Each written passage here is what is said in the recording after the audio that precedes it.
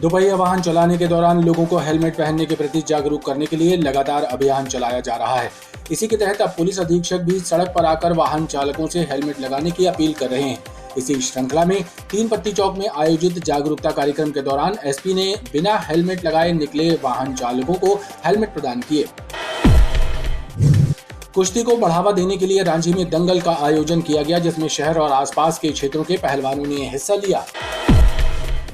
अमृत जल योजना को अमली जामा पहनाने में किस कदर हिलाहवाली की जा रही है, इसका प्रमाण देखने मिल रहा है। ग्राम पंचायत सिलुआ पड़रिया में जहां के रहवासी भीषण जल संकट की मार झेल रहे हैं। आगामी माह में जयपुर में आयोजित होने वाली राष्ट्रीय कराटे चैंपियनशिप में हिस्सा लेने के लिए खिलाड़ी जमकर अभ्यास कर रहे हैं। खासकर बालिका वर्ग में शामिल हो रही बालिकाएं भी कड़ी मेहनत में जुटी हैं। श्री गुरु नानक देव साहब का 533वां प्रकाशोत्सव पर्व धूमधाम से मनाया जाएगा। नगर सिख समाज द्वारा 7 और 8 नवंबर को इस वर्ष गैरिसन ग्राउंड में कीर्तन दरबार के साथ लंगर का आयोजन किया जाएगा और साथ ही प्रकाशोत्सव के उपलक्ष्य में 30 अक्टूबर से 6 नवंबर तक नगर कीर्तन एवं प्रभात फेरियां भी निकाली जाएंगी। गढ़ा स्थित रामायण मंदिर के पीछे रहने वाले चौधरी परिवार के घर में अज्ञात चोरों ने धावा बोलकर 32,000 रुपए नकद समेत सोने चांदी के जेवरातों पर हाथ साफ कर दिया। पीड़ित परिवार की रिपोर्ट पर गढ़ा पुलिस ने छानबीन शुरू कर दी है। पूर्व विधानसभा क्षेत्र में विकास कार्यों के तमाम दावे खोखले साबित हो रहे हैं। हालात यह है कि करियापाथर क्षेत्र स्थित मुक्तिधाम में साफ सफाई व्यवस्था चौपट है। चुनाव के दौरान करियापाथर मुक्तिधाम को व्यवस्थित करने के लिए किए गए तमाम वादे आज तक पूरे नहीं हुए। इसके साथ ही इस क्षेत्र में पनप रहे अपराध और नशे के अवैध कारोबार को लेकर क्षेत्रीय जनप्रतिनिधि की चुप्पी को लेकर भी जनता में रोष व्याप्त है। जिले में नशे का अवैध कारोबार करने वालों के विरुद्ध व्यापक कार्रवाई की जा रही है। इसी कड़ी में शहरी और ग्रामीण थाना क्षेत्रों में नशीले इंजेक्शन बेचने और अवैध कच्ची शराब बनाने और बेचने वालों के विरुद्ध कार्रवाई करते हुए बड़ी मात्रा में अवैध शराब और नशीले इंजेक्शन जब्त किए गए हैं। नमस्कार, बीटीवी न्यूज में स्वागत है आपका। आइए खबरों की शुरुआत करें, उससे पहले नजर डालते हैं हेडलाइंस पर। बिना हेलमेट वाहन चलाने वाले चालकों को एसपी ने बांटे हेलमेट, यातायात नियमों का पालन करने की अपील। रामायण मंदिर के पीछे स्थित सूने घर में हुई चोरी, जांच में जुटी गढ़ा पुलिस। और पूर्व विधानसभा क्षेत्र के करियापाथर में व्याप्त अव्यवस्थाओं से क्षेत्र की जनता परेशान, मुक्तिधाम में भी उचित व्यवस्थाएं करने की उठ रही मांग। दोपहिया वाहन चलाने के दौरान लोगों को हेलमेट पहनने के प्रति जागरूक करने के लिए लगातार अभियान चलाया जा रहा है। इसी के तहत अब पुलिस अधीक्षक भी सड़क पर आकर वाहन चालकों से हेलमेट लगाने की अपील कर रहे हैं। हेलमेट नहीं लगाने से होने वाले नुकसान की जानकारी देते हुए यातायात एवं पुलिस विभाग द्वारा लगातार जागरूकता अभियान चलाया जा रहा है, लेकिन उसके बाद भी कई वाहन चालक बिना हेलमेट लगाए गाड़ी चला रहे हैं। लिहाजा पुलिस एवं ट्रैफिक विभाग द्वारा एक नई पहल शुरू की गई है। इसी कड़ी में पुलिस अधीक्षक सिद्धार्थ बहुगुणा द्वारा तीन पत्ती चौक पहुंचकर बिना हेलमेट लगाए वाहन चलाने वालों को हेलमेट वितरित किए। पुलिस अधीक्षक ने अपील की है कि यातायात नियमों का सम्मान करते हुए हेलमेट लगाकर ही वाहन चलाएं एवं दुर्घटना से बचें। ट्रैफिक पुलिस द्वारा समस्त स्कूल, कॉलेजेस, चौराहों पे जाकर नुक्कड़ नाटक, अवेयरनेस प्रोग्राम्स एवं चालानी कार्रवाई भी जो है की गई थी। इसी के तारतम्य में आज यहाँ पे एक हेलमेट वितरण का कार्यक्रम रखा गया तीन पत्ती में, जिसमें अब हमारे जबलपुर जनता के जितने भी 2 व्हीलर राइडर्स थे उनको हमने हेलमेट बांटे। कुछ लोगों ने हेलमेट पहले में थे और कुछ को हमने बांटे। पुनः निवेदन करता हूँ कि हेलमेट अनिवार्य है। हेलमेट से जान बचती है। हेड इंजरीज अगर होती है एक्सीडेंट में, अगर हेलमेट पहना होता है तो ये देखने में आया है कि व्यक्ति की जान बच जाती है, लेकिन अगर हेलमेट नहीं होता है तो काफ़ी केसेस में जो डेथ हो जाती है। इसलिए हेलमेट अति अनिवार्य है, उसको पहनना अति अनिवार्य है। एसपी द्वारा लगभग 200 चालकों को हेलमेट प्रदान किए गए। कुश्ती को बढ़ावा देने के लिए रांची में दंगल का आयोजन किया गया, जिसमें शहर और आसपास के क्षेत्रों के पहलवानों ने हिस्सा लिया। रांची क्षेत्र स्थित संजय व्यायामशाला के द्वारा इनामी दंगल का आयोजन किया गया। आयोजकों ने बताया कि कुश्ती को बढ़ावा देने और शहर एवं अन्य क्षेत्रों के पहलवानों को एक मंच प्रदान करने के लिए इस दंगल का आयोजन किया गया है। इसके जरिए युवाओं को भी कुश्ती के लिए प्रेरित किया जा रहा है, ताकि इस प्राचीन कला को पुनर्जीवित किया जा सके। 40 वर्षों की परंपरा को कायम रखते हुए संजय व्यायामशाला के तत्वाधान में स्वर्गीय गोविंद स्वामी उस्ताद की स्मृति में इस वर्ष 28 और 29 अक्टूबर को ये दंगल जो है यहाँ पर संपन्न होने जा रहा है और लगभग छोटी बड़ी मिला के आज 28 से 30 कुश्तियां यहाँ पर अच्छे पहलवानों ने कला का प्रदर्शन करते हुए संपन्न करी। आज के कार्यक्रम की हमारी मुख्य अतिथि सम्मानीय राज्यसभा सांसद सुमित्रा वाल्मीकि जी रही हैं। अध्यक्षता क्षेत्रीय विधायक अशोक ईश्वरदास रोहाणी जी आज की अध्यक्षता कर रहे थे। सम्मानीय पार्षदगण आज के विशिष्ट अतिथि थे। इसी तर्ज पे कल भी हमारा दंगल ठीक 4 बजे प्रारंभ हो जाएगा। मैं आपके माध्यम से नगर के समस्त पहलवानों को आह्वान करता हूँ, अखाड़ा के खलीफा और उस्तादों को आह्वान करता हूँ कि कल वो दंगल परिसर में आए और इस दंगल में भाग लेके दंगल को सफल बनाएं। धन्यवाद। विगत वर्षों की तरह इस वर्ष भी संजय व्यायामशाला ये हमारा बहुत पुराना अखाड़ा है रांझी का, और जीवंत इसका हमारे सम्मानीय भाई श्री मानसिंह यादव जी और सम्मानीय दालचंद पहलवान जी, सम्मानीय सोनी मास्टर जी और उनकी पूरी टीम इस कार्यक्रम को विगत वर्षों से कर रही लगातार, और राष्ट्र को अच्छे अच्छे पहलवान दे रही है। मैं हृदय की गहराइयों से पूरी समिति को अपनी ओर से शुभकामनाएं देती हूँ और इनके उज्जवल भविष्य की कामना करती हूँ।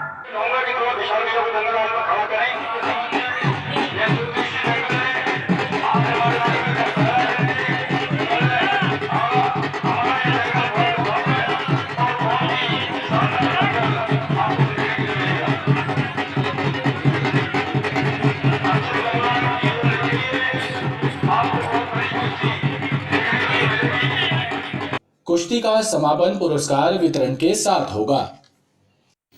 अमृत जल योजना को अमली जामा पहनाने में किस कदर हिला हवाली की जा रही है, इसका प्रमाण देखने मिल रहा है। ग्राम पंचायत सिलुआ पड़रिया में जहां के रहवासी भीषण जल संकट की मार झेल रहे हैं। पानी की किल्लत से जूझ रहे ग्रामीणों का गुस्सा 7वें आसमान पर है, क्योंकि जिम्मेदार अधिकारी और जनप्रतिनिधि भी उदासीन रवैया अपनाए हुए हैं।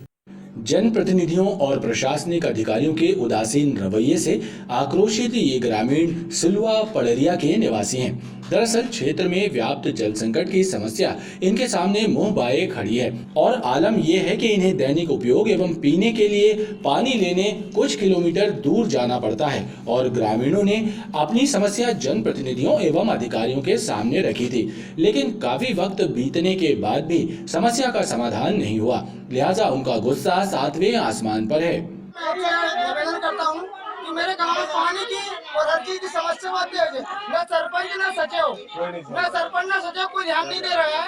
मालिक मैं आपके सामने हाथ जोड़ रहा हूँ। 10 बार उनके पास गया, मैं उनके पास शिकायत भी लिखाई कि भैया मेरे गांव में पानी की दिक्कत है, लेकिन लोग बोलते हैं बेटा बन जाएगी बन जाएगी। कब बनेगी भैया, जब प्यासे मर जाएंगे क्या? ग्राम पड़रिया सिलुआ पंचायत जबलपुर।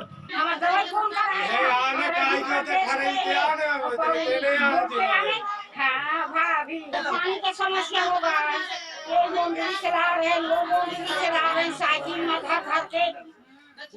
पानी निकलते नहीं है। जल संकट से जूझ रहे गांव वासियों ने मांगे पूरी न होने पर सड़कों पर उतरकर आंदोलन करने की चेतावनी दी है।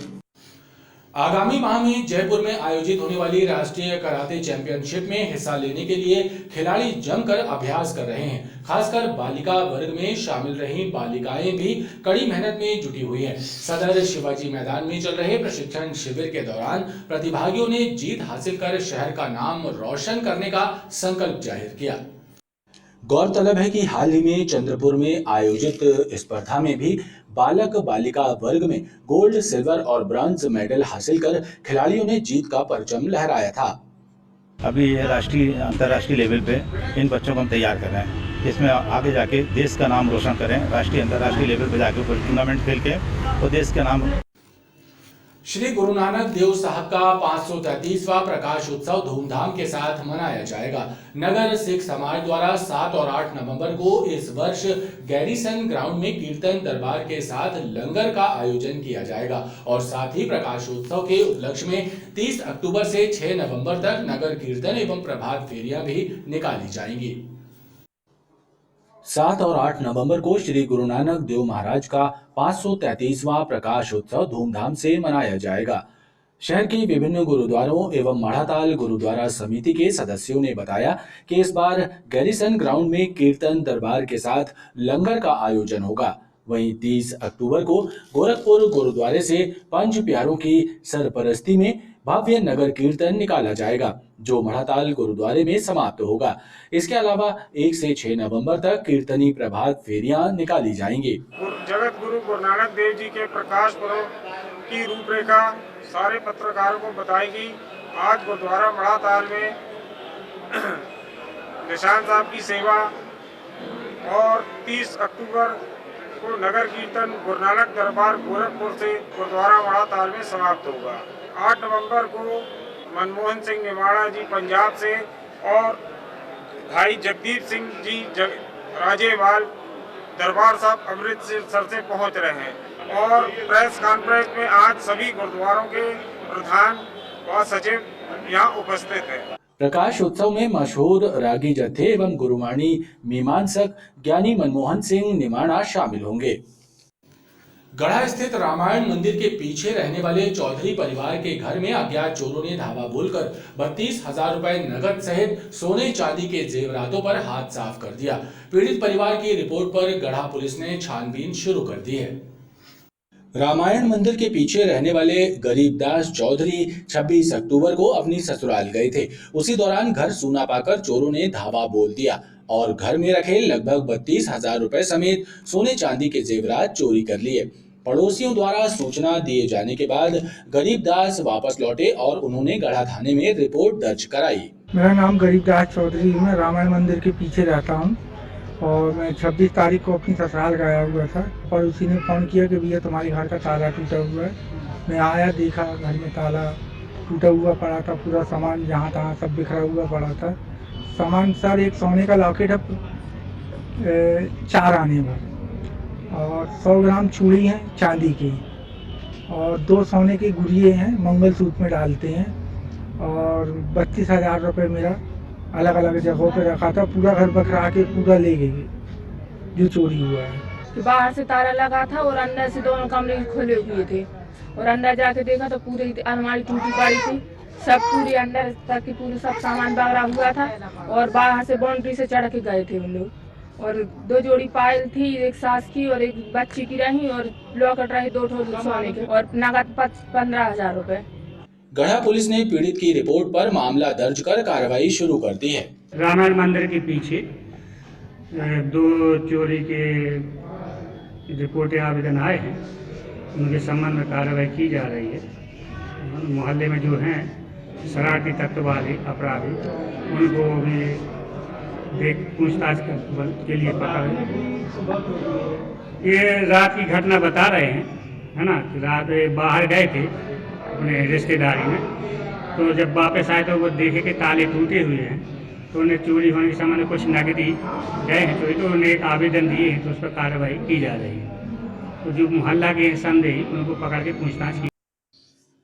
धर्म परिवर्तन करने वाले व्यक्तियों को अनुसूचित जनजाति की सूची से बाहर करने और ऐसे लोगों को आरक्षण के लाभ से वंचित किए जाने की मांग को लेकर जनजाति सुरक्षा मंच लगातार आंदोलन कर रहा है।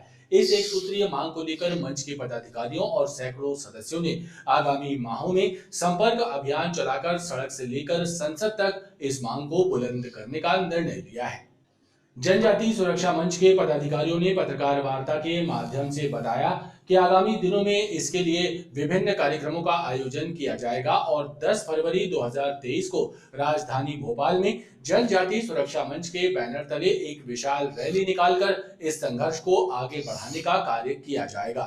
हम देश के माननीय सांसदों, देश के प्रतिनिधियों से आह्वान करने जा रहे हैं, गाँव में जाकर के जन प्रस्ताव के माध्यम से हम ग्राम में एक प्रस्ताव पारित कराना चाहते हैं कि इस तरह से जो भी लोग देश में आरक्षण का लाभ ले रहे हैं, जिन्होंने अपनी पूजा पद्धति त्याग दी है, ऐसे लोगों को आरक्षण से वंचित किया जाना बहुत ही आवश्यकता है। और इसके लिए हम आने वाले समय में फरवरी के माह में मध्य प्रदेश की राजधानी भोपाल में हम लोग विशाल डीलिस्टिंग रैली करने वाले हैं, जिसमें हम लाखों की संख्या में जनजाति समाज को एकत्र करके जनजाति सुरक्षा मंच के बैनर पर हम इस अपनी मांग को बुलंद करने। पूर्व विधानसभा क्षेत्र में विकास कार्यों के तमाम दावे खोखले साबित हो रहे हैं। हालात ये हैं कि करियापाथर क्षेत्र स्थित मुक्तिधाम में साफ सफाई व्यवस्था चौपट है और मुक्तिधाम में व्यवस्थाएं तक नहीं है। चुनाव के दौरान करियापाथर मुक्तिधाम को व्यवस्थित करने के लिए किए गए तमाम वादे आज तक पूरे नहीं हुए। आम जनता जनप्रतिनिधियों के रवैये से नाराज है। इसके साथ ही इस क्षेत्र में पनप रहे अपराध और नशे के अवैध कारोबार को लेकर क्षेत्रीय जनप्रतिनिधि की चुप्पी को लेकर भी जनता में रोष व्याप्त है। आम जनता दबी जुबान से कह रही है कि अपराधियों को यहां राजनीतिक संरक्षण प्राप्त है। पूर्व विधानसभा क्षेत्र में विकास कार्यों के दावों की कलई खुलने लगी है। इसका प्रमाण करियापाथर शमशान घाट में देखने को मिला, जहां पर सफाई व्यवस्था का अभाव है और अन्य व्यवस्थाएं भी दुरुस्त नहीं हैं। क्षेत्रीय जनता के अनुसार जनप्रतिनिधि चुनाव के दौरान बड़े बड़े वादे करते हैं और जीतने के बाद जनता को बुरे हाल में छोड़कर वायदे भूल जाते हैं। उन्होंने शमशान घाट की दुर्दशा के बारे में बताया और ये भी कहा कि शाम ढलते ही शमशान घाट में नशेड़ियों का जमघट लग जाता है और वो घाट के कर्मचारियों को परेशान करते हैं। इसकी शिकायत कई बार क्षेत्रीय विधायक एवं संबंधित अधिकारियों से की गई, लेकिन उन्होंने कोई ध्यान नहीं दिया, जिसके कारण स्थानीय रहवासियों को काफ़ी परेशानी होती है। वहीं शमशान घाट में प्रकाश की भी उचित व्यवस्था किए जाने की मांग की गई है।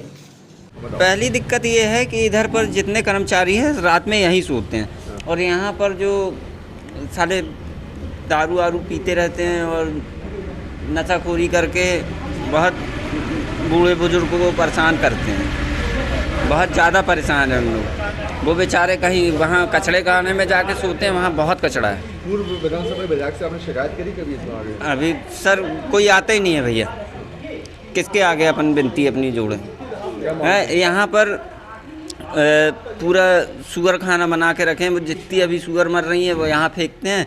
उन लोगों को खाना तक खाने में दिक्कत होती है, इतना बुरा महकता है। जी मैं ये कहना चाहूँगा कि यह शमशान के लिए पत्थर में विधायक जी आएँ और इसको चमन करो। यहाँ पर गंदगी का बहुत आलम है, किसी भी चीज़ का व्यवस्थित नहीं। मेरे कहने का मतलब फूल माला के लिए फूल माला की जगह बनाई जाए, हंडी अगर कोई फोड़ता है उसके लिए किनारे किया जाए और गायों का जो अंदर हमेशा बनी रहती हैं उनको बाहर किया। कई वर्षों से आते हो गया देखते हुए इसी बात पे सिर्फ मेरी बहस होती है कि इतनी गंदगी क्यों। मैं ये बोलता हूँ कि भैया इतनी गंदगी क्यों है आपके यहाँ। बोले भैया ये नगर निगम की गलती है, उनसे मैं बोलता हूँ तो इस बात पे ध्यान नहीं देते। क्षेत्रीय जनता का आक्रोश विधायक के लिए भी दिखाई दिया और लोगों ने आवारा मवेशियों की धमाचौकड़ी और क्षेत्र में बढ़ते अपराधों पर भी अंकुश लगाने की मांग की है। भैया यहाँ पे आए हुए हैं तो गायों का पूरा ढेर लगा रहता है, कचड़ा बुरा आता है। गाय किसको इतनी भीड़ में किसको मार दे, गंदगी बनी रहती है यहाँ पे, पन्नियाँ पड़ी रहती हैं। हम लोगों ने तो अभी कैसी कोई मांग वो नहीं करी, बाकी यही है कि साफ सफाई होना चाहिए। मैं यहाँ पर आया, देखा यहाँ का वातावरण थोड़ा सा साफ शुद्ध नहीं रहा, तो मुझे लगा यहाँ पर थोड़ा सा विधायक जी को देखना चाहिए। साफ सफाई हो, जो गाय हैं गोबर वगैरह करती हैं किसी को मार दे। शाम के टाइम हम लोग आते हैं जैसे दिया बत्ती करने, जो मृत आत्मा को वो करने, तो लाइट वाइट की थोड़ी सी दिक्कत। साफ़ सफाई नहीं, फूल माला एक पार्ट बना दिया जाए, कहीं कूड़ा कचरा जहाँ इकट्ठा, हाँ वहाँ इकट्ठा, कहीं पन्नी पड़ी रहती है। तो थोड़ा सा साफ़ सफाई की मांग चाहता हूँ मैं, और कुछ नहीं। स्थानीय लोगों का जनप्रतिनिधियों के प्रति रोष इस बात का प्रमाण है कि वो उनकी कार्यप्रणाली से असंतुष्ट हैं। जिले में नशे का अवैध कारोबार करने वालों के विरुद्ध व्यापक कार्रवाई की जा रही है। इसी कड़ी में शहरी और ग्रामीण थाना क्षेत्रों में नशीले इंजेक्शन बेचने, अवैध कच्ची शराब बनाने और बेचने वालों के विरुद्ध कार्रवाई करते हुए बड़ी मात्रा में अवैध शराब और नशीले इंजेक्शन जब्त किए गए हैं। इन मामलों में 55 आरोपियों को गिरफ्तार किया गया है। जिले में नशे का अवैध कारोबार करने वालों पर पुलिस विभाग की पैनी निगाह है। पूरे प्रदेश में चलाए जा रहे अभियान के तहत जबलपुर जिले में भी नशे के कारोबार के विरुद्ध व्यापक कार्रवाई जारी है। इसी कड़ी में रांझी पुलिस ने बापूनगर क्षेत्र में दबिश देकर नशीले इंजेक्शनों को बेचने का कारोबार कर रहे बाबू उर्फ दीपक सोनकर को गिरफ्तार किया। इसके कब्जे से अलग अलग कंपनियों के प्रतिबंधित नशीले इंजेक्शन बरामद किए गए। पुलिस के मुताबिक दीपक सोनकर 300 रुपए में नशीले इंजेक्शन बेच रहा था। इसके विरुद्ध पुलिस ने प्रकरण दर्ज कर मामले को विवेचना में लिया है। कल हमारे क्षेत्र में बापू नगर में सूचना मिली थी कि बाबू उर्फ दीपक नाम का लड़का ये लोगों को इंजेक्शन बेचता है। तो इसमें हम लोगों ने प्लान बनाकर इसको पकड़ा। पकड़ने के बाद इसके पास से 43 पीसेस इंजेक्शन मिले हैं। इसमें 24 एविल स्टेरॉइड इंजेक्शन है और 14 नग 14 नग लीजैसिक पेन किलर है इंजेक्शन मिले हैं इसके पास से। लोग इन दवाइयों का उपयोग नशा करने में उपयोग करते हैं, तो उसको पकड़ के लाके कार्रवाई की जा रही है। अब उससे पूछताछ हो रही है, कहाँ से लाता है, किसको देता है, कैसे लोग उपयोग करते हैं। लोग असुरक्षित तरीके से दवा का उपयोग करते हैं तो वही दवा जहर बन जाती है, इसलिए इस पर कार्रवाई कर रहे हैं। इसके साथ ही पुलिस ने ग्रामीण क्षेत्रों में अवैध कच्ची शराब बनाने के ठिकानों पर दबिश दी। पुलिस ने इन ठिकानों से 105 लीटर कच्ची शराब बरामद की और शराब बनाने के लिए उपयोग किए जाने वाला करीब 525 लीटर लाहन और अवैध भट्टियों को नष्ट करने की कार्रवाई की है। इन मामलों में 55 आरोपियों को गिरफ्तार भी किया गया। खबरों का ये क्रम लगातार जारी है, आप देखते रहिए BTV न्यूज।